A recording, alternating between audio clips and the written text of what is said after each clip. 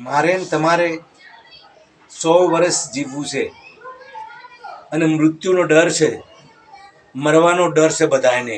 આ જગતમાં મરવાનો બહુ ડર છે. અરે તમે એક ધોકો લઈને ગાયની પાછળ પડો ને તો ગાય પણ દોડે છે, અરે એ મને વાગશે. અરે ભેંસની પાછળ પડો ને તો ભેંસ હોય કે કોઈ પણ પશુ હોય, પંખી હોય, એની પાછળ તમે પડો ને ધોકું લઈને, લાકડી લઈને, તો કેવું ભાગે છે? કેમ ડર છે મરવાનો ને વાગવાનો. તો તમારે મારે ધોકા ન ખાવા હોય તો પ્રભુ ભજન કરી અને ધોકામાંથી મુક્ત થવું પડશે. આ લાકડીઓમાંથી મુક્ત થવું પડશે. જગતના ત્રાહેમાં વ્યવહારો છે ને, એ વ્યવહારોમાંથી મુક્ત થવું પડશે. શું તમે સારું માનો છો આ બધું? આપણે બધા અરે જુઓ તો ખરા, આજે કોઈનું છે નહીં. આજે ભાઈ ભાઈનું નથી, આજે બેન ભાઈનું નથી, બેન દીકરીનું, બેન ભાઈની નથી, માતા પિતા બાળકના નથી, બાળક માતા પિતાના નથી. સંસારમાં કોઈનું છે જ નહીં.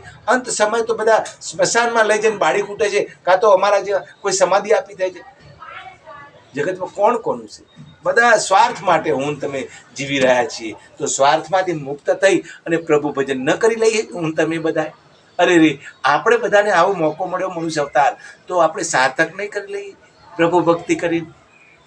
આપણે પ્રભુ ભક્તિ કરશું ને તો ભગવાન આપણને રસ્તો બતાવશે, પ્રભુ રસ્તો બતાવશે, સદગુરુ રસ્તો બતાવશે. જય અલગ ધણી.